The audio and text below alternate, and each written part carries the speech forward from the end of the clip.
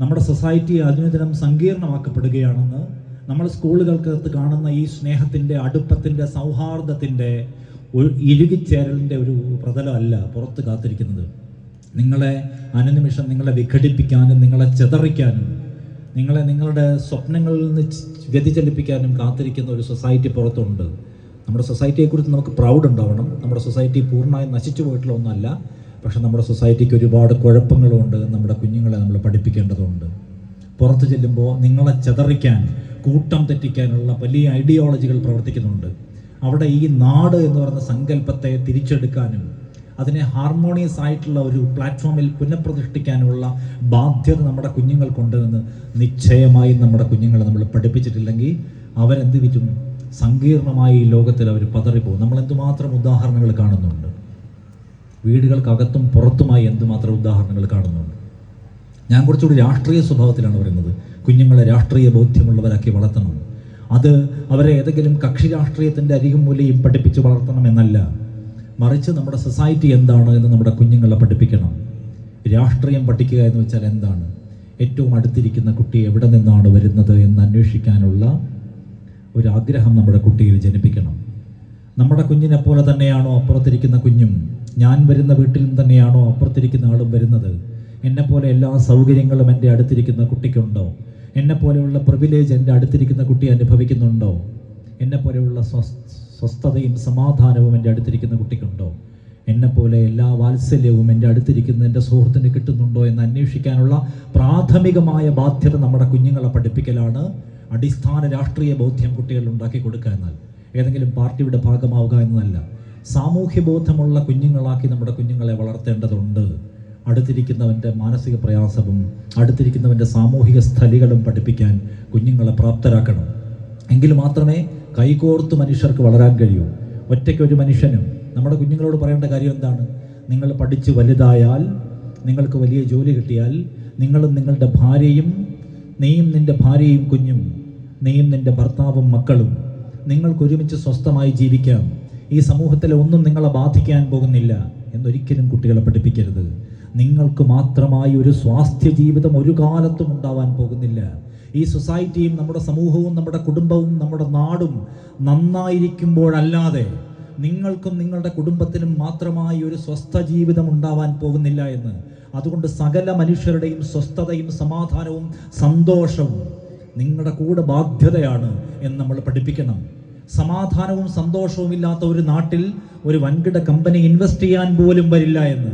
അങ്ങനെ വൻകിട കമ്പനികളില്ലെങ്കിൽ നിങ്ങൾക്ക് നല്ല തൊഴിൽ കിട്ടാൻ പോകുന്നില്ല എന്ന്. അതുകൊണ്ട് ഹാർമോണിയസ് ആയിട്ടുള്ള, ഹെൽത്തി ആയിട്ടുള്ള ഒരു സൊസൈറ്റിയെ ഉണ്ടാക്കിയെടുക്കാനും അതിനെ നിലനിർത്താനുമുള്ള പരമമായ ബാധ്യത നമ്മളിൽ എല്ലാവരും ഉള്ളതാണ് എന്ന കാര്യം നമ്മൾ കുട്ടികളെ പഠിപ്പിക്കുക എന്നത് വളരെ പ്രധാനപ്പെട്ട കാര്യമാണ്.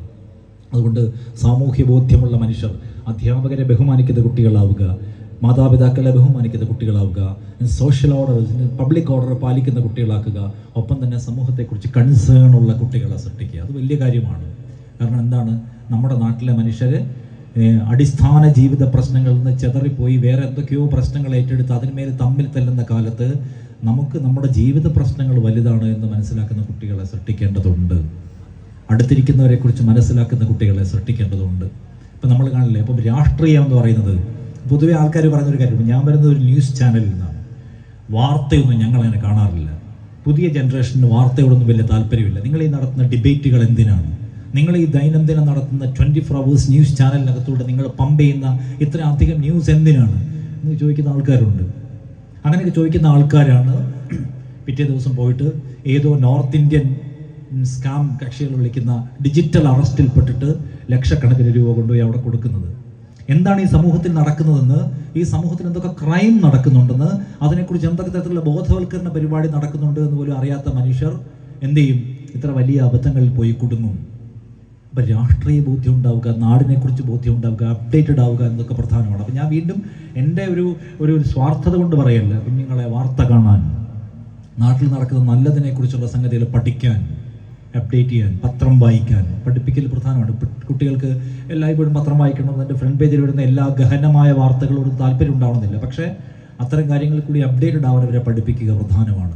ലോകത്ത് കുഞ്ഞുങ്ങൾ അനുഭവിക്കുന്ന ദുരിതങ്ങളെക്കുറിച്ച്. നമ്മളിപ്പോൾ ഏറ്റവും അവസാനം ഗസ ഒരു വെടിനിർത്തലിൻ്റെ പരിസരത്തേക്ക് എത്തിക്കഴിഞ്ഞു. പക്ഷെ നമ്മളെ പോലെയല്ല, അവിടെ കുഞ്ഞുങ്ങളുണ്ടെന്ന്, 40,000 മനുഷ്യർ മരിച്ചുപോയി എന്ന്, അതിലും എത്രയോ അധികം പേരുണ്ടായിരിക്കുമെന്ന് തർക്കം അതിലുണ്ട് എന്ന്, അതിൽ പകുതിയോളം കുഞ്ഞുങ്ങളാണെന്ന്, ആ കുഞ്ഞുങ്ങൾക്കും നമ്മളെപ്പോലെ പഠിക്കാൻ അവകാശമുണ്ടായിരുന്നുവെന്ന്, അവർക്ക് വളരാൻ അവകാശമുണ്ടായിരുന്നുവെന്ന്, പക്ഷെ അവർക്ക് ഒരു നിലയ്ക്കുമുള്ള നീതി ഈ ലോകം കൊടുത്തില്ലെന്ന്, ഈ ലോകം ഒന്നാകെ ചേർന്ന് അവരെ പരാജയപ്പെടുത്തിയെന്ന്, അവരെ മരണത്തിലേക്കും അല്ലെങ്കിൽ അവരുടെ ജീവിത നഷ്ടത്തിലേക്കും തള്ളിയിട്ടുവെന്ന് പഠിക്കാൻ നമ്മുടെ കുട്ടികൾക്ക് മനസ്സുണ്ടാവണം, വിശാലമായ ഹൃദയം ഉണ്ടാവണം. അങ്ങനെ അവരെ പഠിപ്പിക്കുക എന്നത് പ്രധാനം. അധ്യാപകരോട് എനിക്ക് പറയാനുള്ളത് ഇതുണ്ട്, അത് തന്നെയാണ് ഞാൻ നേരത്തെ പറഞ്ഞ പോലെ. ടു ബി ഫ്രാങ്ക്, തുറന്നു പറഞ്ഞാൽ ചുരുക്കം ചില അധ്യാപകരെ മാത്രമേ എൻ്റെ ഓർമ്മയിലുള്ളൂ. നമ്മൾ പറയില്ലേ, സ്മൃതി പഥങ്ങളിലുള്ള അധ്യാപകർ. കാരണം ഞാനൊരു വളരെ എക്സലൻ്റ് ആയിട്ടുള്ള സ്റ്റുഡൻ്റ് ആയിരുന്നില്ല എൻ്റെ ക്ലാസ് മുറികളിൽ. Seriously, I was A problem boy in my class. എല്ലാ ക്ലാസ്സിലും ഞാൻ കുഴപ്പമുണ്ടാക്കുന്ന കുട്ടിയായിരുന്നു, ഭയങ്കര നന്നായി പഠിച്ച ആളല്ല.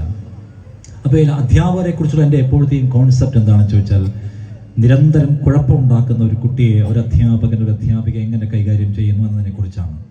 ഏറ്റവും നന്നായി പഠിക്കുന്ന, ഫ്രണ്ട് ബെഞ്ചിലിരിക്കുന്ന ഒരു കുട്ടിയോട് ഏറ്റവും വാത്സല്യത്തോടെ പെരുമാറുന്ന അധ്യാപകൻ ഏറ്റവും മികച്ച ആളാണ് എന്ന അഭിപ്രായം സീരിയസ്ലി എനിക്കില്ല.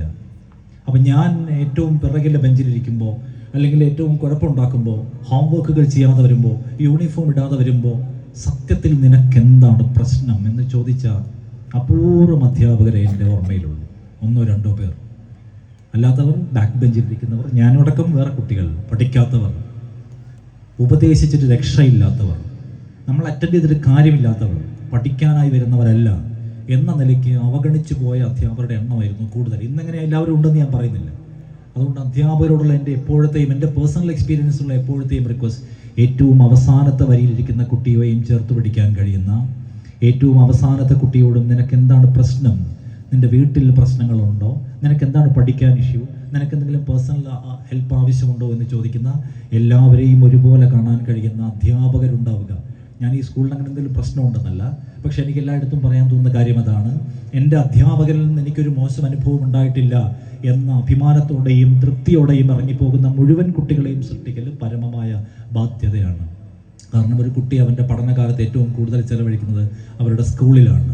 ഒരുപക്ഷെ അവരുടെ ഗാർഹിക അന്തരീക്ഷം കുറച്ച് ഡിസ്റ്റർബിംഗ് ആണെങ്കിൽ കൂടി അവർക്ക് സമാധാനത്തിൻ്റെ വാതിൽ തുറക്കേണ്ട സ്കൂളാണ്.